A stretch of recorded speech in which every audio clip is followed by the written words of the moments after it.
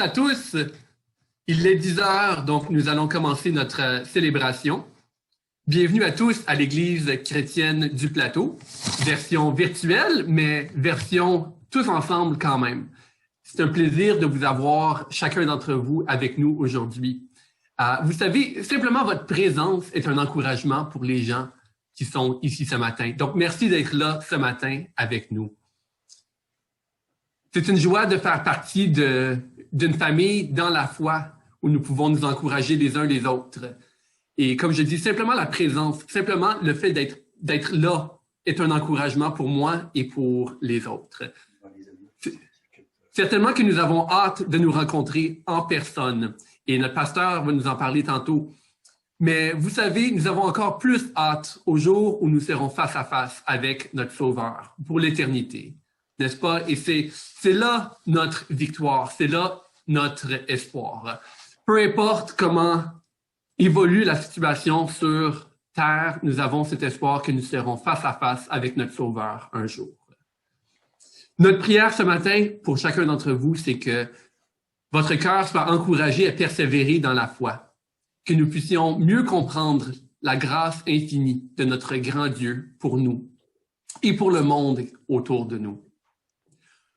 Nous commençons ce matin avec les annonces. Donc, tout de suite, je vais passer la parole à André Constant pour quelques annonces à propos de la vie de l'Église. Oui, alors bonjour à tout le monde. Ça fait vraiment plaisir de vous voir ce matin. Je l'espère pour une dernière fois sur Zoom, au moins pour un certain temps. Comme vous avez entendu cette semaine, les bonnes nouvelles à compter de demain, Dieu voulant, demain matin, 8 heures, vous allez pouvoir vous inscrire. On va pouvoir accueillir 100 personnes en présentiel dimanche prochain au bâtiment. Et bien sûr, la diffusion va continuer en direct, non pas sur Zoom, mais sur YouTube, directement sur le site de l'Église. Donc, il va y avoir 2 classes. Ça, c'est la bonne nouvelle pour les parents. 2 classes jumelées, une de 3 ans à 2e année et la deuxième de 3e à 6e année.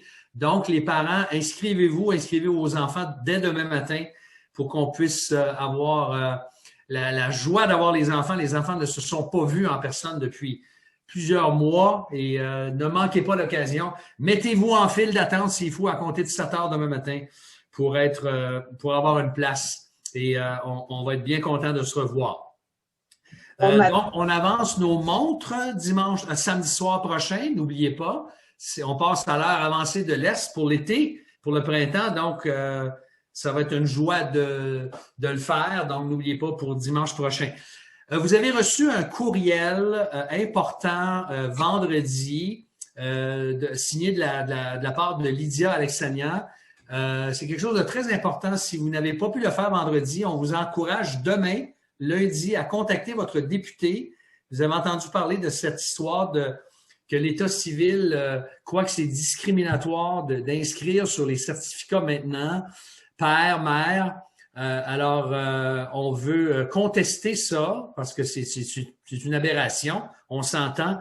Et si on est plusieurs à appeler, je peux vous garantir que ça va avoir un effet parce que comme Éric Lantier nous l'a bien expliqué dans la vidéo, ce sont les appels que les députés reçoivent qui sont relayés au gouvernement et beaucoup plus efficaces que des courriels ou même des lettres.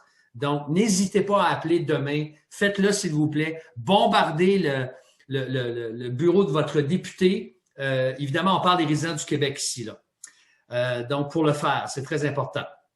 Et puis, vous savez que ça fait déjà 1 an qu'on est en pandémie et jeudi, le 11 mars, il y a une journée nationale commémorative là, à la mémoire de tous ceux et celles qui sont décédés de la COVID-19 et leurs familles et pour honorer aussi les travailleurs de la santé. Donc, notre association d'Église, on se joint à cette commémoration et on va avoir au bâtiment, à l'extérieur, une belle couronne de fleurs synthétiques, évidemment, qui vont résister au froid.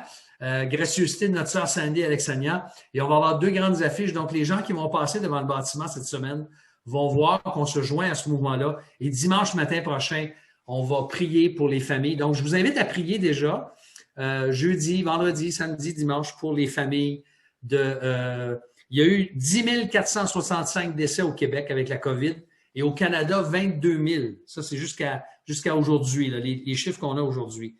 Donc, de prier et de soutenir, bien sûr, les travailleurs de la santé. Maintenant, on a une bonne nouvelle et je vais laisser mon fils Paul-André Constant, au nom d'une équipe qui a travaillé très fort récemment, vous faire part de la bonne nouvelle. C'est Paul-André qui va vous l'annoncer. Je vous souhaite un bon temps. On a un invité spécial ce matin.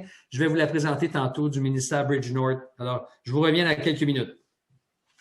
Bonjour tout le monde. Moi, je vais parler pour rapport d'une équipe. On était une équipe de 6 personnes qui ont commencé à se rencontrer en novembre dernier. Et notre but, c'était de revoir toutes les méthodes de communication de l'Église, les médias sociaux, les courriels, le site web. Donc, notre premier projet, c'était vraiment de refaire tout le site web. Et ça a été complété cette semaine et on l'a mis sur Internet. Donc, je vais juste vous le montrer en 2 petites minutes. Là. Je vais partager mon écran. Et puis, je vais vous montrer ça. Donc, ça, c'est le nouveau site web. On arrive sur la première page ici. Notre objectif, c'était vraiment d'avoir un public cible qui était vers les visiteurs et moins vers les gens de l'Église comme telle.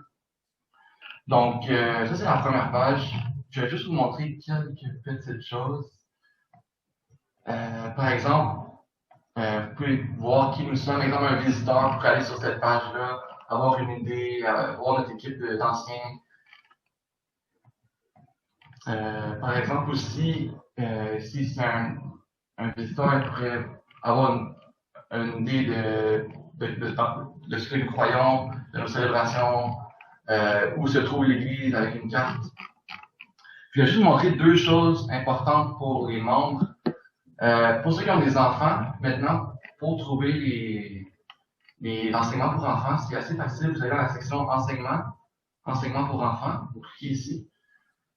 Et puis, vous allez trouver une page avec tous les groupes d'âge. Donc, par exemple, que vous avez des enfants dans l'âge de 3 à 5 ans, vous cliquez ici. Et ça va vous amener dans la playlist de YouTube de tous les vidéos de 3 à 5 ans. Même chose pour les autres groupes d'âge. Sinon, je vais aussi vous montrer, pour ceux qui font partie des rencontres de prière le mercredi soir, vous pouvez avoir accès aux discussions, aux fichiers. Donc, vous allez dans la section connectée, à la première boîte. Ici, nous encourageons les participants à lire les passages bibliques hebdomadaires et de répondre aux questions de discussion. Vous cliquez ici et ça vous amène dans le dossier Google Drive. Vous allez pouvoir télécharger. C'est beaucoup plus simple. Donc, c'est pas mal ça. Là. Je ne ferai pas tout le tour, mais si ça vous tente, vous pouvez y aller. Je vais juste donner une petite idée là, que notre site web a été complètement refait. Donc, un gros merci à toute l'équipe, surtout à Julius qui est notre webmestre. C'est lui qui a vraiment travaillé fort là-dessus, donc merci beaucoup pour ça. Bien, merci Paul-André et merci Julius et tout le monde qui a participé à cet effort. Je pense que je peux dire pour tout le monde que vous avez vraiment fait un travail extraordinaire. C'est rafraîchissant de voir un site web qui est accueillant, qui a des informations claires et qui peut encourager les visiteurs et les membres et adhérents de participer à la vie de l'Église. D'ailleurs, je vous invite à consulter l'horaire qui est sur le site web pour participer à la vie de l'Église. Vous savez, la foi se vit pas tout seul, mais en communauté. Donc, nous avons des études bibliques pendant la semaine, nous avons des rencontres de prière le matin aussi. Donc, je vous invite à consulter le site web pour avoir les informations. Vous pouvez également trouver les informations pour contribuer à l'adoration de Dieu par les dons et par les offrandes. On ne donne pas par pression ou par culpabilité, mais plutôt la parole de Dieu nous encourage à donner avec joie, avec un cœur qui est reconnaissant. Et je vous encourage à passer faire un tour sur le site web et donner ce que vous avez mis de côté pour l'œuvre de l'Église. Donc encore merci à toute l'équipe qui a participé à ce nouveau site web. J'aimerais que nous puissions lire le psaume 93 ensemble, un appel à adorer notre Dieu. Alors Éric, si tu peux partager le texte, et je vais demander à ma sœur Kerlande, à qui j'ai parlé tantôt, de nous lire le psaume au complet, s'il te plaît. Alors Kerlande, tu peux enlever ton micro et tu peux parler à... L'Éternel règne, il est revêtu de majesté. L'Éternel est revêtu, Il a pris la force pour ceinture. Aussi le monde est ferme, il ne chancelle pas. Ton trône est établi dès les temps anciens. Tu existes de toute éternité. Les fleuves élèvent, ô Éternel, les fleuves élèvent leur voix. Les fleuves élèvent leur grandement. Plus que la voix des grandes eaux, des magnifiques vagues de la mer, l'Éternel est magnifique dans les lieux élevés. Tes préceptes sont entièrement vrais. La sainteté convient à ta maison, ô Éternel, pour toute la durée des temps. Amen. Merci, ma sœur, pour cette lecture. Je vous invite à louer Dieu avec moi par la musique. Alors, en gardant votre micro éteint, je vous invite à vous lever et nous allons chanter ensemble la grandeur de Dieu.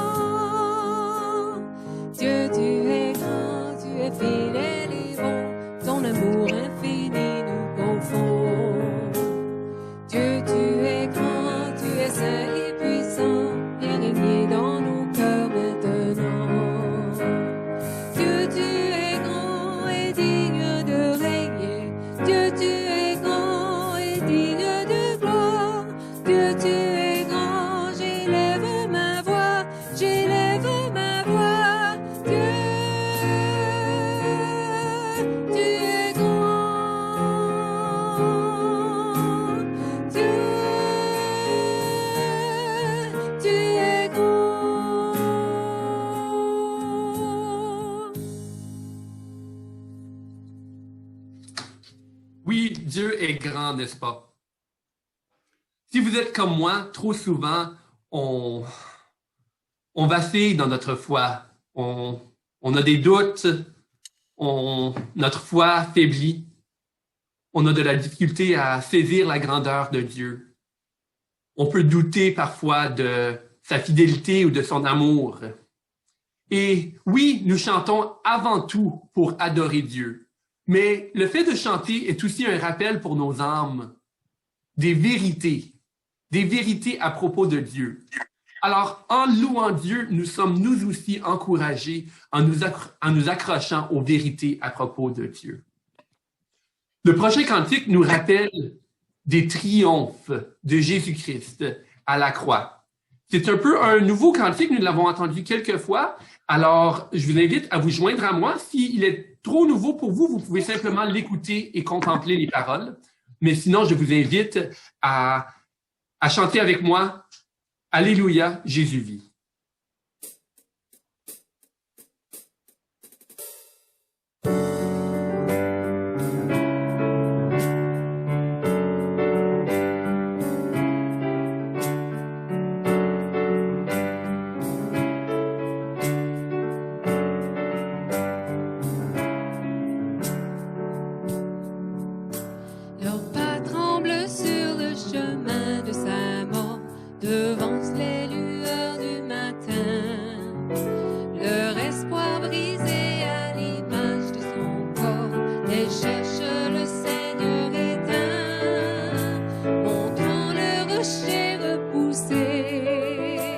défiant leur incrédulité. Un ange déclare triomphant, le Seigneur est vivant. Alléluia, Jésus vit, mon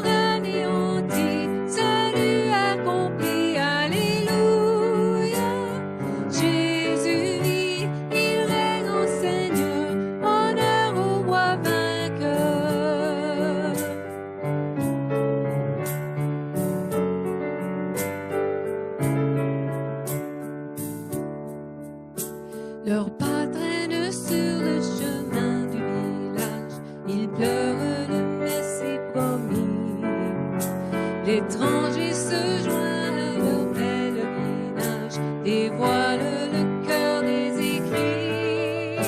Dans leur esprit, il fait effort, ce plan souverain, sûr et fort, la vérité inespérée, il est mort pour sauver.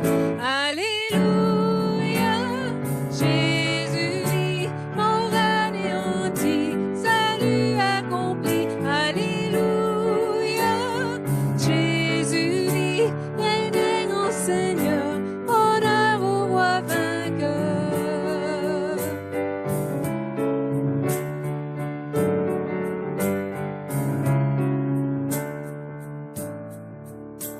Leur pas résolu sillonne les nations, l'Esprit Saint les a transformés. Apôtres animés d'une seule ambition, proclamer Christ ressuscité. La même puissance aujourd'hui embrase à son tour nos esprits pour vanter aux âmes perdues le salut en Jésus. Alléluia, Jésus vit, mort anéanti, salut accompli. Alléluia, Jésus vit, il règne en Seigneur, honneur au roi. Alléluia, Jésus vit, mort anéanti, salut accompli. Alléluia, Jésus vit, il règne en Seigneur, honneur au roi vainqueur.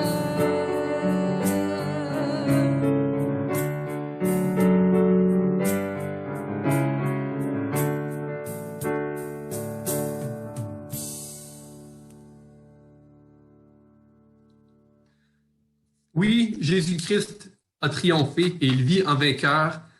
Et comme j'ai dit tantôt, un jour nous serons face à face avec notre Sauveur pour l'éternité. C'est vraiment là notre espoir. J'aimerais inviter André Constant à reprendre la parole pour présenter notre invité spécial qui va nous faire une présentation.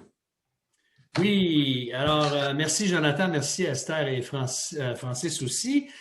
Ce matin, on a une invitée spéciale du ministère Bridge North. Bridge North est un ministère qui travaille, un ministère assez spécial qui travaille auprès de tout ce qui touche le trafic humain au Canada et en particulier envers les jeunes filles. Alors, on a la directrice ce matin qui est avec nous. Malheureusement, elle n'a pas reçu le don encore de parler bien français. Elle s'en excuse. Elle est vraiment désolée. Elle nous a dit dans le chat dans le forum de discussion pour la barrière linguistique, mais on est très, très heureux qu'elle soit avec nous ce matin. Elle va faire sa présentation en anglais et c'est approprié pour les enfants aussi. Là, il n'y a rien de graphique ou de... je me suis bien assuré de ça avec elle. So Cassandra, we're so happy to have you with us this morning. We're glad as a church to support the Bridge North Ministry. We're praying for you and we'll gladly give you the microphone so you can share with us. Nous allons avoir une période de questions-réponses après. So we'll have question and answers for about 5 minutes at the end. Si vous avez des questions, n'hésitez pas. Donc, you're on, Cassandra. Thank you so much for being with us. Thank you also. I'm going to stand and just, in fact, I really think it's a privilege to be here with you today. And so if I were to be joining you, I would be on a pulpit. And it is a great privilege to speak to you today with that privilege of being here in God's house. I want to thank you very much for your support, prayerful support first. I want to thank you so much because that's actually really been key to our success. But financial support as well is necessary for us. Coming to greet you here today is also my board, past and present.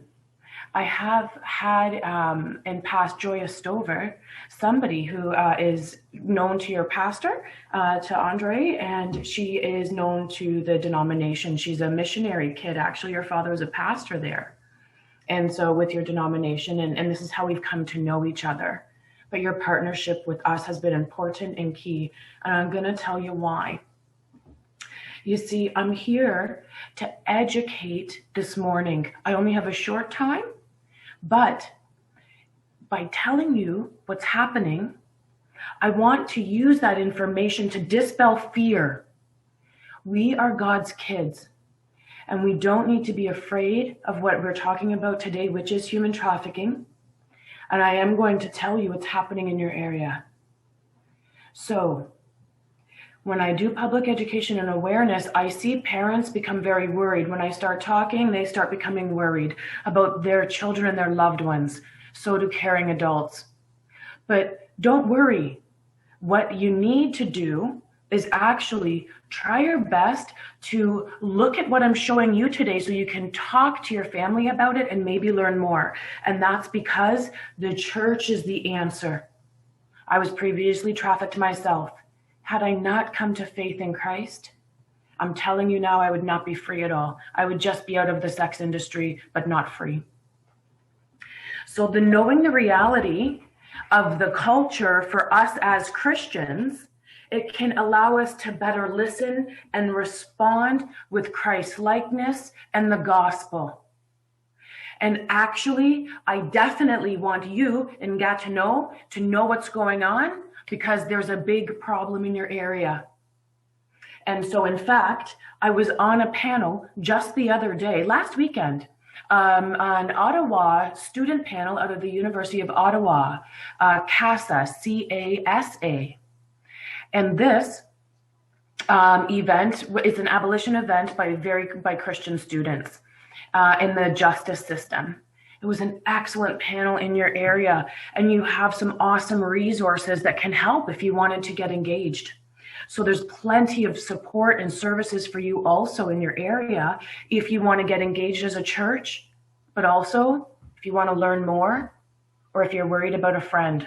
I heard from your pastor there's some young people on this phone, on this Zoom call, and I want you to know right now, I know what's going on. And in fact, it's okay. There's numbers that you can have today. The Canadian Centre is a number that you can call. Actually, I don't have the number on me. I'll put it in the chat shortly, but it's a national hotline. And if you're worried about a friend of yours, give them a call. Don't worry. You give them a call. They'll talk to you about that, okay? You don't need to worry or bear this burden alone. Because the number one reality is that youth and young adults know what I'm talking about. It's older adults that don't know what I'm talking about. Here's how you know if you know about trafficking, if you need to do some research about it. Here's how you know, okay? I'm going to ask a question. How many of you on this phone call grew up with a phone attached to the wall? Then you need to go to class. You need to learn about apps, and you need to learn about the deep and the dark web. That's the truth.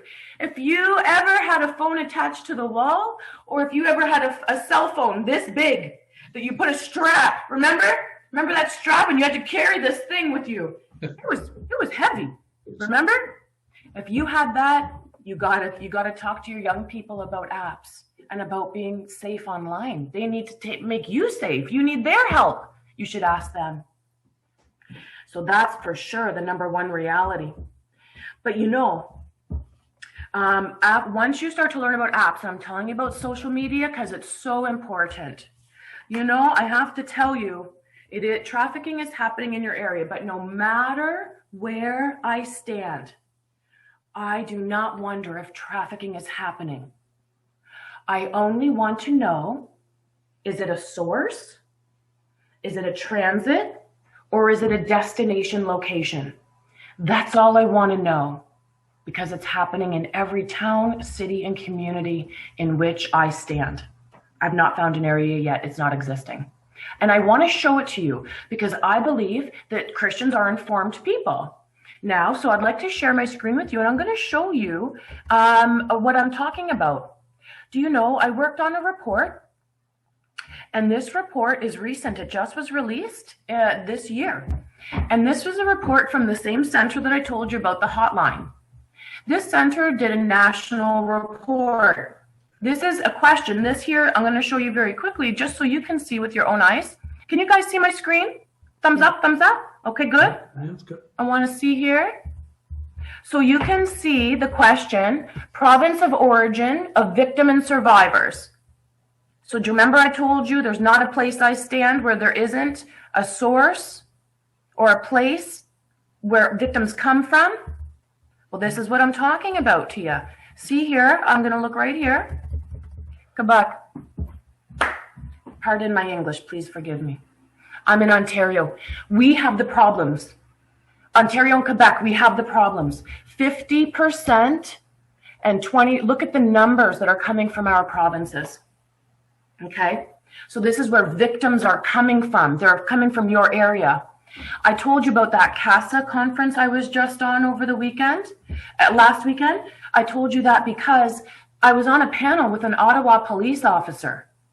I told him on this panel, there's a live recording. I told him on this panel, I already work with him and he doesn't even know it. There's a victim from Ottawa that's here in my area in Toronto that I'm working with. I had just helped her to provide a statement to police the night before. I knew I would be working with the officer. She's from Ottawa. And so we know that we have to move persons just to be safe from traffickers from time to time. And so now we know for sure, this report just came out. This report here is where victims are coming from. Okay, now I want to show you, let's go, I'm going to go to slide, by the way, so you know, this is the corridors report. It says embargoed, but it's okay because it was already released. I'm just using my document for you, okay? So everything is honest. And now I want to go to slide number 28 for us. I'm going to do it this way though. I'm not a clock watcher, Andre, I'm sorry. It's all right. Okay, thank you.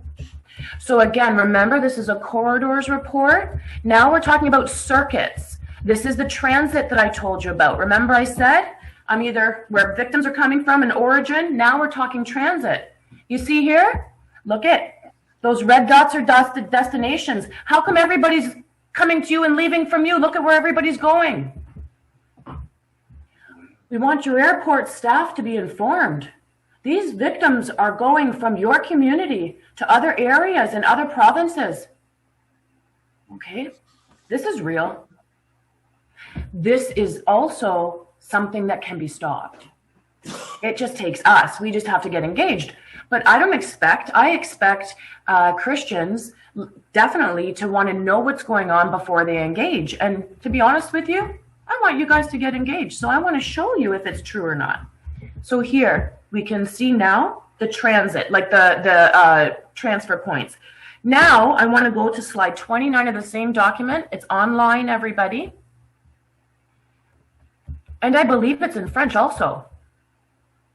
This will help you. And here's our intra-provincial, okay? So we know this is the destination. These red dots here are destinations. These are, you see the big red dots, the commercial sex market. These are where buyers are buying people. Ottawa, Montreal, Cornwall. You know, I'm going to tell you something. I work in the field, okay? I serve, you know, I haven't talked to your pastor yet before coming to speak to you today. Thank him so much for his grace for that. And I haven't because I work on the ground. I do the work. And so I'm telling you now, what's happening, I see it all of the time. It's Toronto, Ottawa, Thunder Bay. Toronto, Ottawa, Thunder Bay, because it's where the drugs are going. You follow the drugs, you follow the victims. You follow the money, you follow the victims. It's the bottom line. Traffickers that are selling people also sell drugs. So if you see drugs in your area, it is fair to believe that there's also trafficking in your area, okay? So now, because of time, I'm on slide 29. And so what I wanted to say is that I heard you had a young church. So I'm going to add a slide here. And I want to tell you why I think adults need to learn from kids. Young people in this room, I'm so proud of you. I'm so proud of you when you make great decisions to put your phones down. I'm so glad and proud for you when you decide not to use apps like U-Boat, and when you decide not to communicate with people that you know, maybe pressuring you. I'm so proud of our youth. You have so much to lead from. I'm so proud of you. But I want the adults around you, and I want you young people to know what's going on. Traffickers, young people and adults. We know that traffickers are peers, they're friends. So we don't just look for males, we want to look for females too, okay? It's our peers that are trafficking. These numbers, anyways, I'm not going to dispute the numbers, but it's true. Drug dealers, they're also traffickers. So if you do or don't do drugs, I'm not telling you what you should do or don't do. That's between you and God. What I'm telling you is that often drug dealers will get you connected to drugs, okay? And then they use that later on down the line as a way to control you. Okay, so that's sometimes why drug dealers are trafficking. But that boyfriend Romeo pimp, that person that's online that you think is your boyfriend or that you think is sending you compliments, they may not be genuine. They may not be genuine. And you know what? I ask young people, consider, please, somebody, an ally, just 5 years or more your senior. Not somebody to tell you what to do, but somebody you can talk to about the messages that you're receiving online. Because I know the pressure that there is for you. And sometimes conversations went sideways, and you just need to talk to somebody about it. Not get in trouble, not be told what to do. Just talk about it. I hope you can find somebody, a peer, about 5 years older than you if you're a young person. Okay? Family members also traffic. But what's happening is that we see victims of trafficking in massage parlors, hotels, but online. You know, sending pictures, sugar babies, things along those lines, strip clubs, right? Stuff like that. It's getting into the industry from the peripheral, okay? So we know that we're not just looking for people hiding behind a bush somewhere. We're looking for peers, young people their own same age. So I know I have no time left, of course. But I want to tell you, while you are praying for me, which, by the way, don't stop doing that, because I use those up, and I'm not kidding. We've been doing a lot of great stuff that I do not have time to share with you today, but I would love to update your pastor, Andre, and so that he can tell you more, or another person, maybe one of your elders, whomever you wish. But I want to end with this, okay? Now, there's two things I want to end with. I want to end by telling you that God can overcome anything. I don't know the people. I've never met you before, and still I haven't. I'm behind a silly screen talking to you.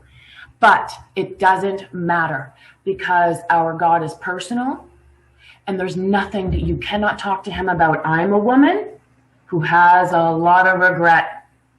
And if I can bring stuff to God that I've talked to him about, don't waste time. You go right ahead, okay? You talk to him about that. And I had the kindness of somebody from your church tell me what you read. And I want to tell you this. Psalm 93:5. Your testimonies are fully confirmed. Holiness befits your house, O Lord, forevermore. And in fact, our God is so good. And by taking my troubles to him in earnest and in genuine, he has made my life so profitable and good that I want to tell any young person, any adult, it's never too late. I got in late. Missions is always worth investing in. You have qualities, you have characteristics about you that are special and unique and God-given, and they are divine. And if you want to try to lay them out on the mission field, then for sure you will have a life of no regret. Now, I thank you for allowing me even the extra time. You can tell I love to serve my God, and I love being here with you today. Thank you for your support. Well, thank you, Cassandra, for sharing this important information. We really appreciate it. And we praise God that he has He has made such a transformation in your life. So we praise you. We praise God for that, and we're thankful for your presentation today. If you don't mind just stopping the screen share, I believe that we'll just have a couple of minutes. We just have a couple of minutes for questions. Alors, nous avons juste le temps pour peut-être une ou deux questions pour Cassandra. Si vous voulez les poser en anglais, vous pouvez ouvrir votre micro directement. Si vous voulez les poser en français, je peux traduire votre question. Donc c'est ça, vous pouvez ouvrir votre micro si vous avez des questions. I have a question. I teach in a high school in Quebec City, and what are the signs that we can look for and see? I see them like once a week. So how can we spot something or, Yep. Okay.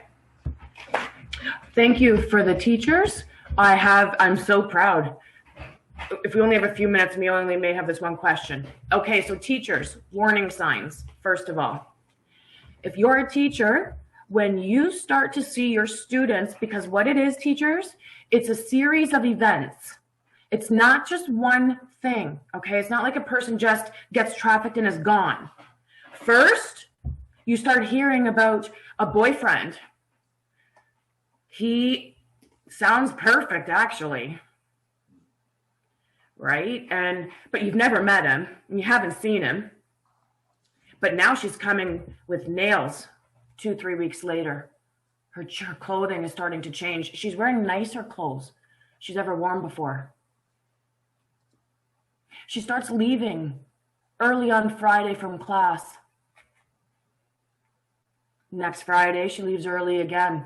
Nice new set of nails. Next Friday, she leaves early again. Monday, she didn't show up. That could have taken a couple of weeks. That could have taken a couple of months. Teachers, you have to string it together. It's a series of events. 1 + 1 + 1 + 1 on this stuff is the way to go.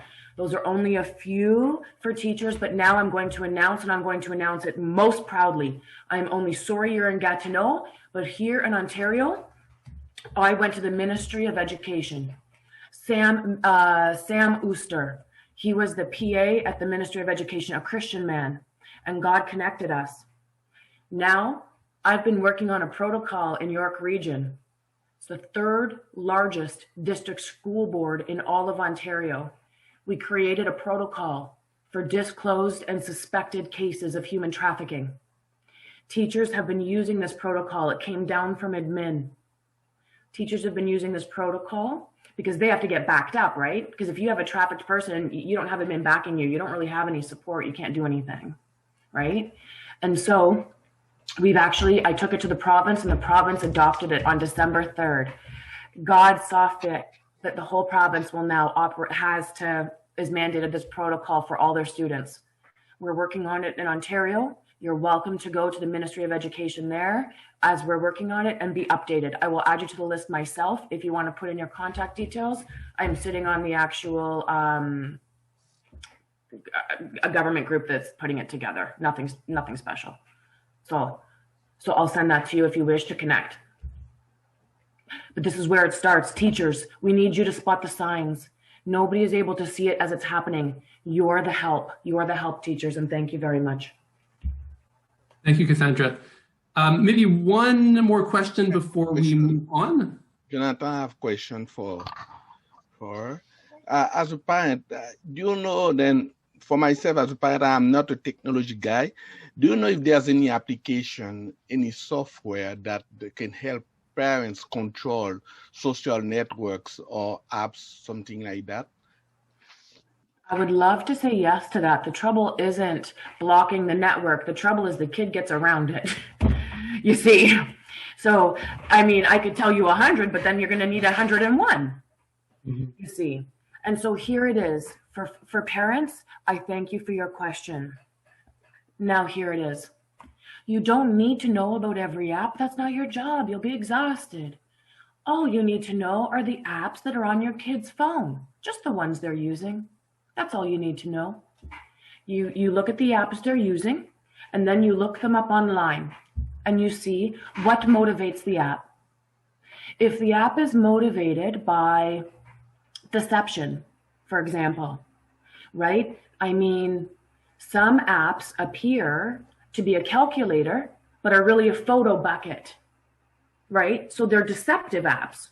So first you look at the apps your kids are using, and then you see what motivates them. Is it to connect them to their peers? Or is it to hide things on their phone? And then you take the motivation of the app back to your family and you put it through your family values.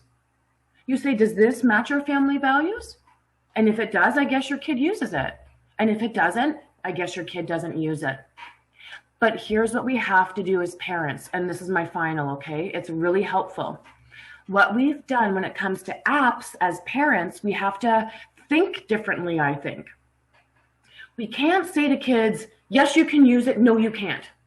No, we have to help our kids decide for themselves what to use. Decide for yourself, choose for yourself what you believe. Choose this day who you believe, right? And the reality is that we need to put a yellow light in there. So in other words, there are some apps my kids, they're not using. It's a red light. But it can't just be yes or no. Because you know why? Their friends are using it and we can't shield them from it. They need to know about the apps that can harm them. We just have to help them understand and value what is worth using and what isn't. So there are some apps that are green, 100% you can use this, kid, have a great time. Those are apps that are private and only your family has. So you have private family apps, you can use that whenever you want, make it fun.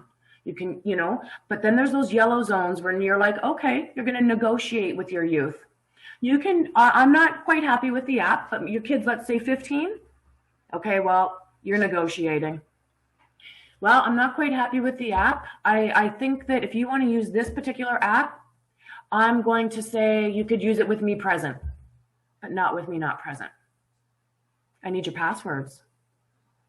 You know, these are some things that you want to negotiate with your kids because their friends are using it, but you just want them to know that it's not always safe, and they need to know that they can come to you and talk to you about things that are happening online.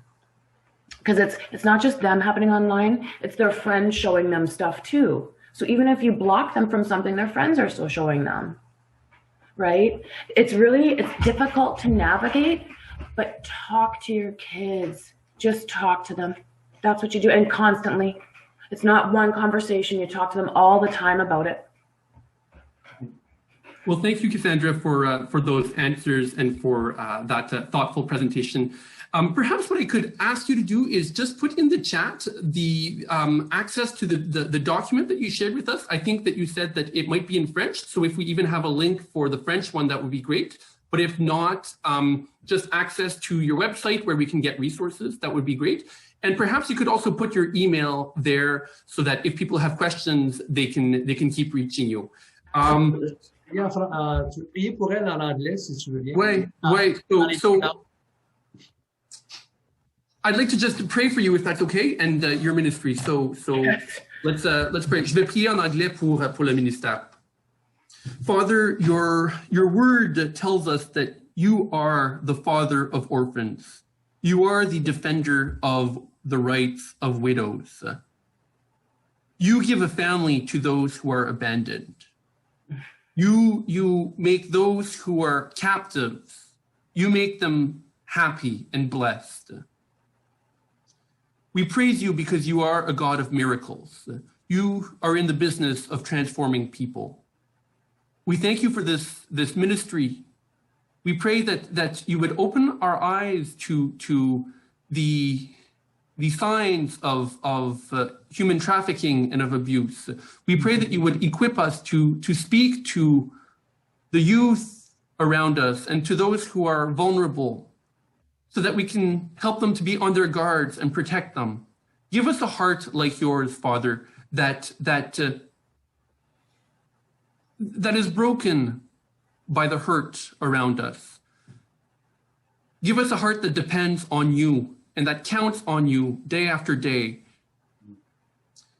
Father, I pray for this ministry of Bridge North. I pray that you would continue to use them to save and to protect those who are enslaved by drugs and by abuse and by trafficking.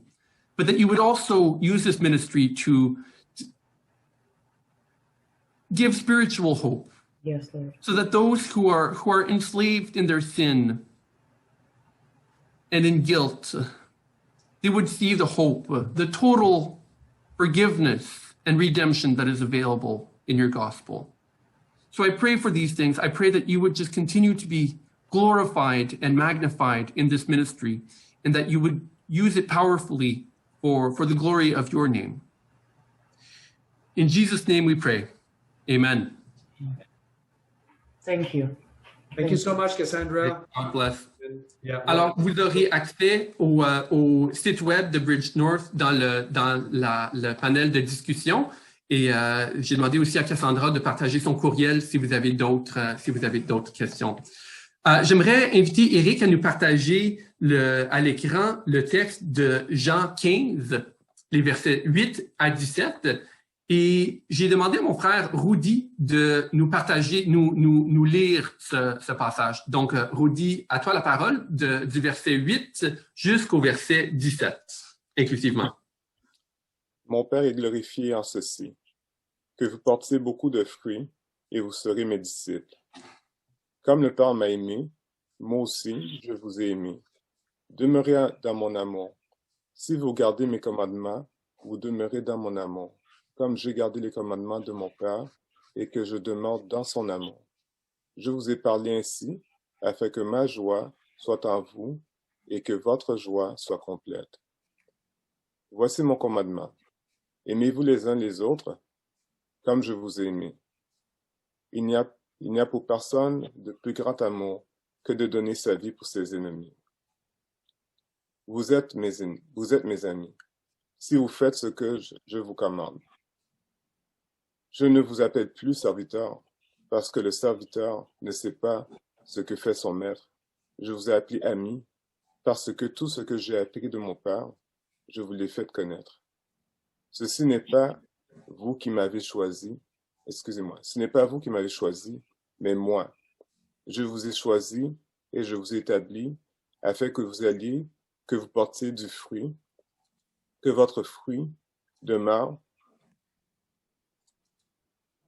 pour que tout ce que vous me demanderiez au Père, en mon nom, il vous le donne. Ce que je vous commande, c'est de vous aimer les uns les autres. Merci Rudy pour cette lecture.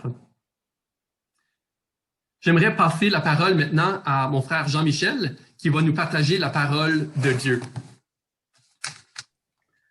Merci Jonathan, bonjour tout le monde. On va commencer avec un petit mot de prière. Seigneur, on vient de voir dans ce texte ce matin que ce que tu nous demandes, ce qui te glorifie, c'est que nous nous aimions les uns les autres. Le trafic humain, l'objectivisation, la destruction même de l'amour, c'est une activité dans laquelle il n'y a absolument aucun amour. C'est à la fois une cause et un symptôme d'une profonde misère humaine.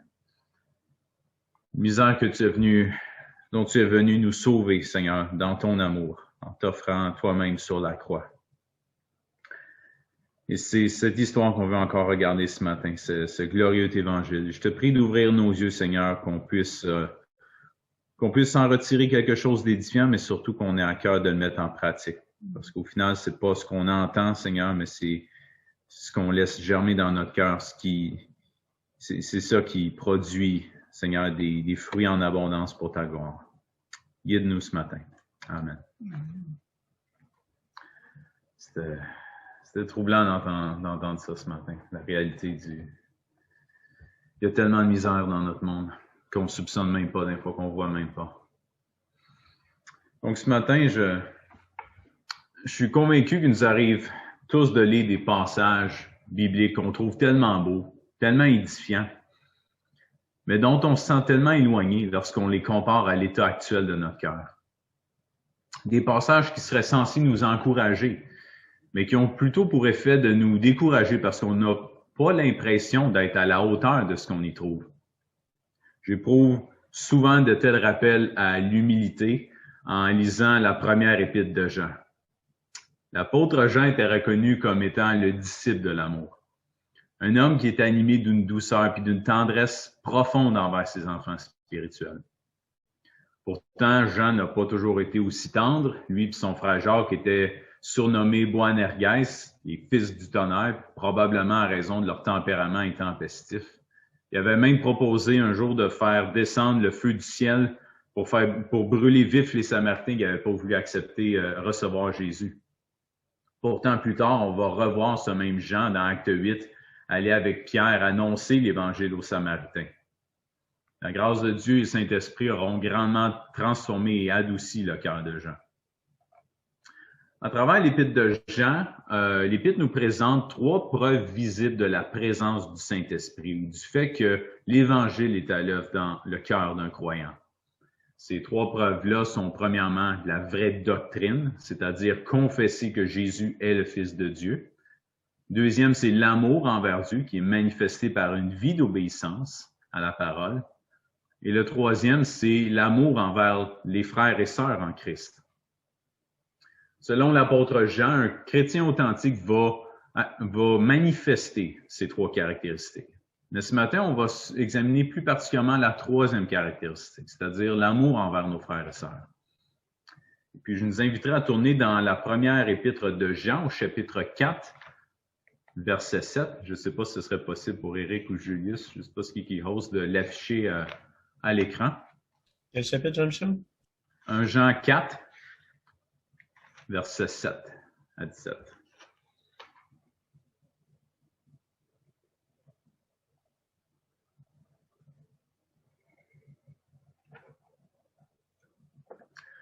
Donc, bien-aimés, aimons-nous les uns les autres, car l'amour est de Dieu. Et quiconque aime est né de Dieu et connaît Dieu.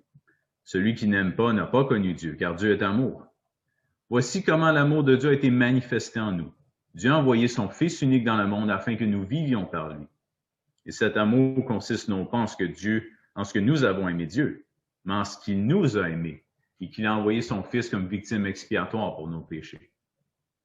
Bien-aimés, si Dieu nous a tant aimés, nous devons nous aussi nous aimer les uns les autres.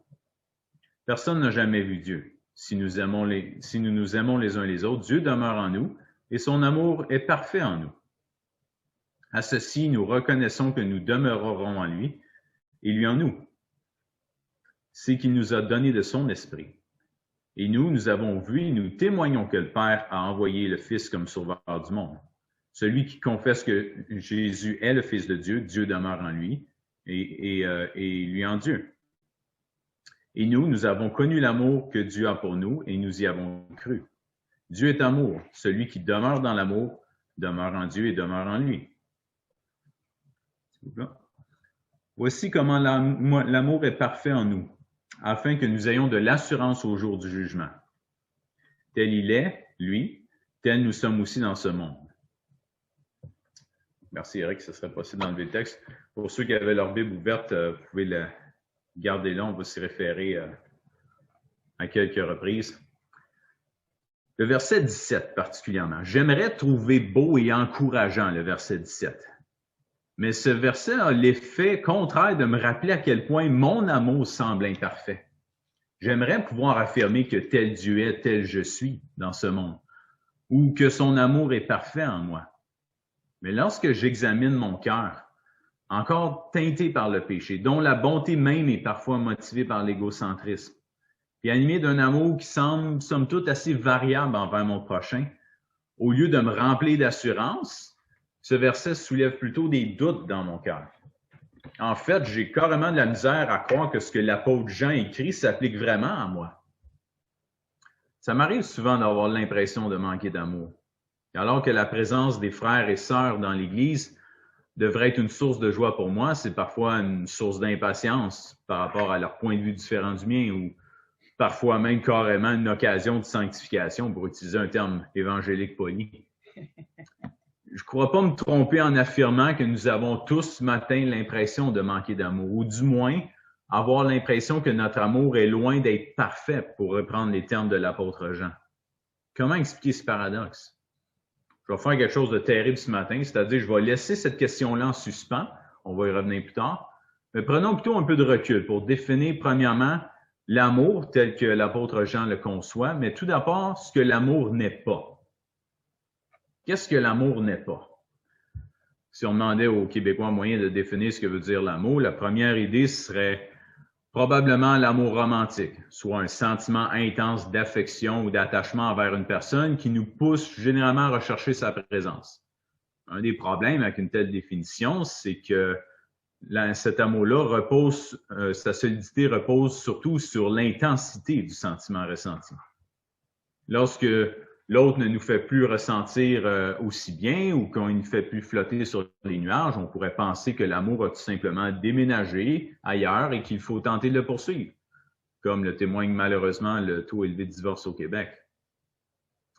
Si on demandait aux Québécois moyens ce que ça veut dire d'aimer les autres, je suis convaincu que beaucoup mettraient l'emphase sur l'importance d'accepter les autres sans les juger, peu importe leur croyance ou leur façon de vivre. Aimer reviendrait à vivre et laisser vivre dans une tolérance complaisante et en cherchant par-dessus tout à éviter la confrontation. L'amour, pas la guerre, comme on dit.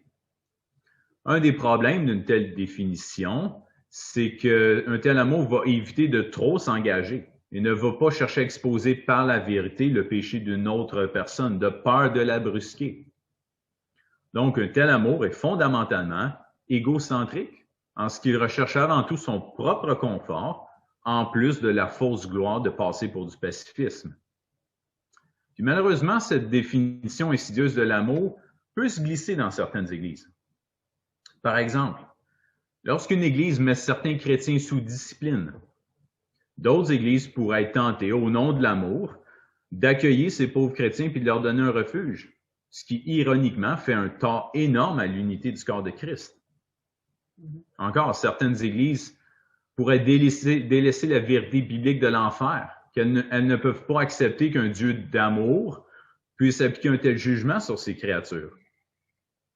Une telle position peut sembler donner une image plus tolérante de Dieu, mais elle place les humains dans un danger spirituel bien réel, en ne les avertissant pas de la sentence qui pèse sur eux. Ou encore même, certains chrétiens établissent parfois sans le vouloir une fausse distinction entre la loi et l'amour, s'imaginant que Dieu aurait tenté premièrement de sauver les hommes par l'observation de la loi, et ensuite, réalisant qu'on était trop proche, Dieu aurait changé d'approche et il se serait adouci, il aurait adopté l'approche de l'amour en nous sauvant par la croix. Donc, ça revient à penser qu'avant, c'était la loi, maintenant, c'est l'amour. C'est théologiquement faux. Ça m'amène à faire une mise en garde importante. La loi et l'amour sont intimement liés et ne peuvent pas être dissociés selon les Écritures, puis encore moins mis en opposition. Romains 13, versets 8 à 10 nous dit « Ne devez rien à personne, ce n'est de vous aimer les uns les autres, car celui qui aime les autres a accompli la loi. En effet, les commandements, tu ne commettras point d'adultère, tu ne tueras point, tu ne convoiteras point, et tout ce qui peut encore y avoir se résume en cette parole. Tu aimeras ton prochain comme toi-même. L'amour ne fait point de mal au prochain. Donc, l'amour est l'accomplissement de la loi.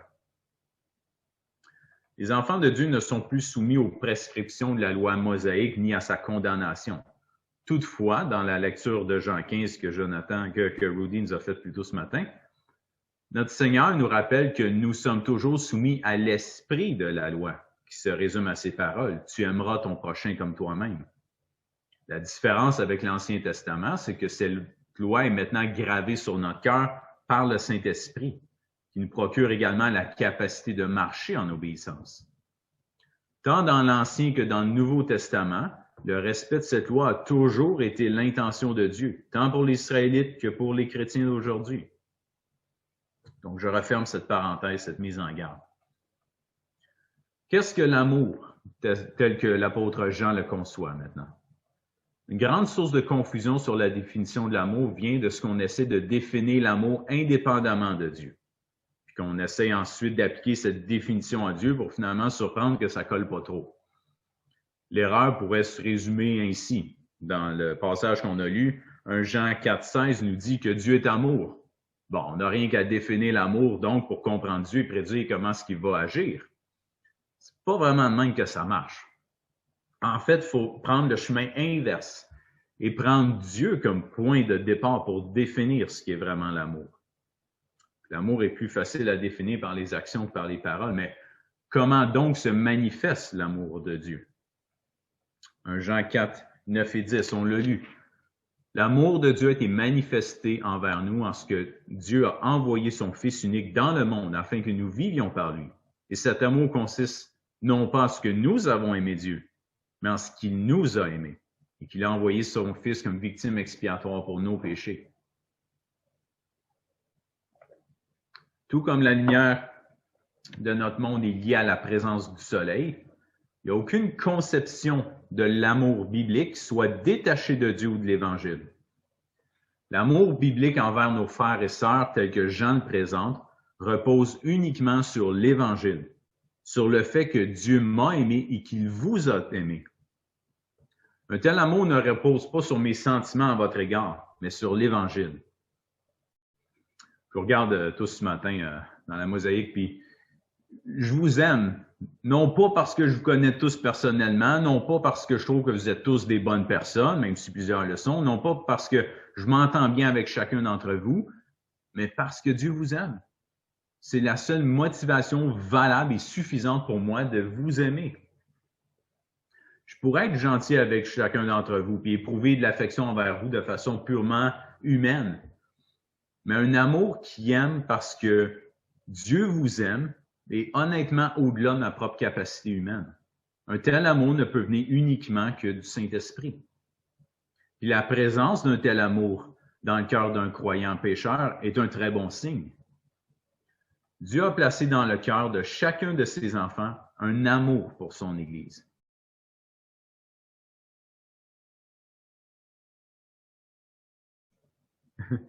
J'ai été mis sur mute pendant quelques petites secondes. Donc, je reprends. Dieu a placé dans le cœur de chacun de ses enfants un amour pour son Église qui repose sur le fait que Dieu aime son Église. Donc, l'Église est précieuse à nos yeux parce qu'elle est précieuse aux yeux de Jésus-Christ. Donc, pour revenir à notre question du début, est-ce qu'on peut prétendre que notre amour envers les autres croyants est parfait? Si on regarde dans le texte, les termes parfaits que Jean utilise dans les versets 12 et 17.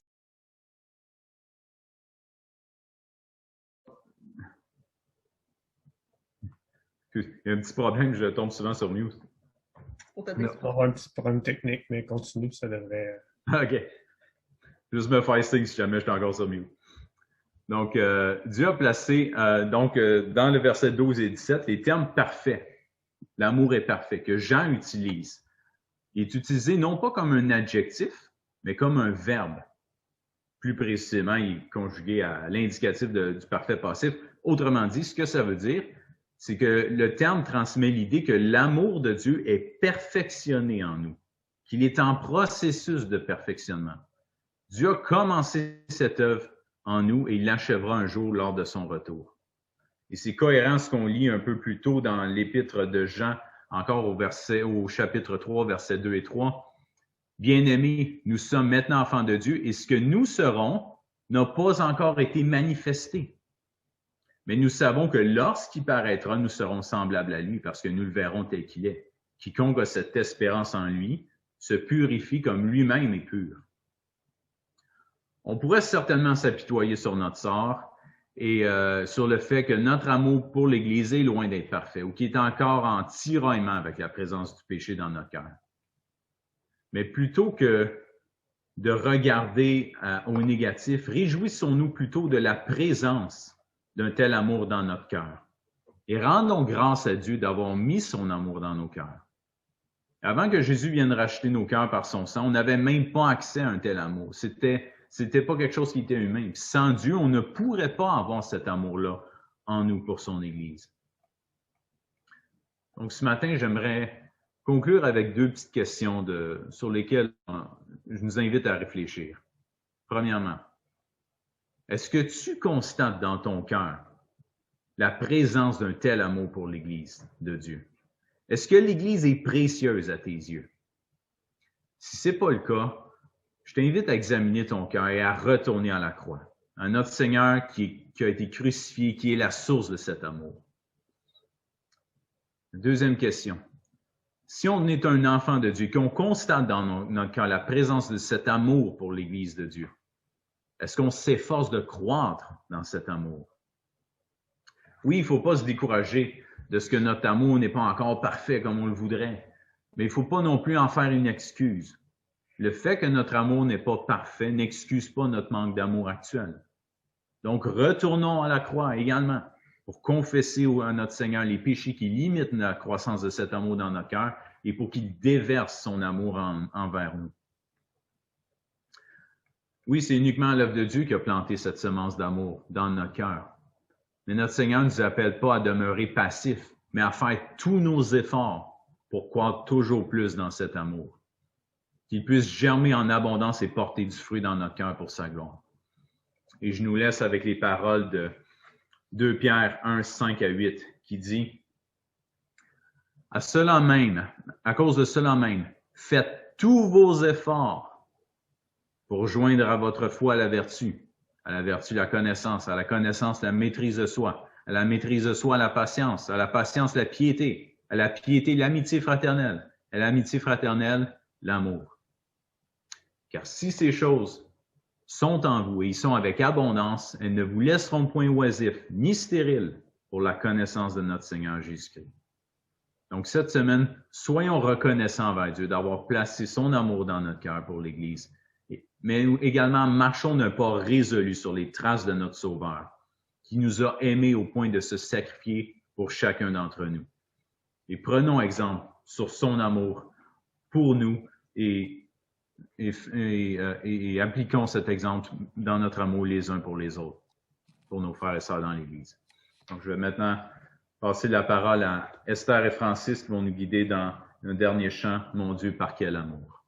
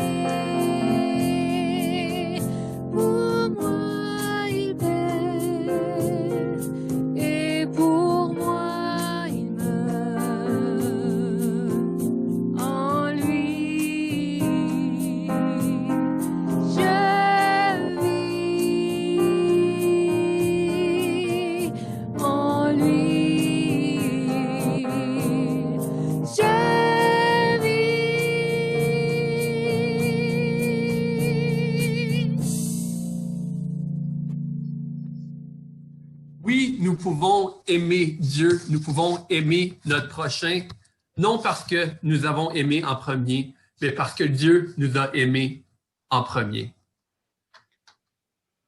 Et à cause de cet amour que Dieu a eu pour nous, nous avons la capacité de s'aimer les uns les autres et d'aimer Dieu comme nous le devons. Merci à Jean-Michel pour le partage de la parole ce matin. Quel beau texte, quelle belle méditation, quel bel encouragement. C'est un plaisir, comme toujours, de vous voir. Dans quelques instants, vous aurez l'opportunité d'ouvrir vos micros pour plus discuter, pour vous saluer les uns les autres. Je vous invite, comme toujours, à participer à la vie de l'Église cette semaine, les différentes activités qui sont affichées sur le site web de l'Église. J'aimerais vous laisser avec un passage dans 1 Thessaloniciens, au chapitre 5, les versets 23 et 24. Que le Dieu de paix vous sanctifie lui-même tout entier et que tout votre être, l'esprit, l'âme et le corps soient conservés irrépréhensibles lors de l'avènement de notre Seigneur Jésus-Christ. Et voici la deuxième partie, une belle rassurance. Celui qui vous a appelé est fidèle, et c'est lui qui le fera. Amen. C'est bon de vous voir. Bon dimanche à tous.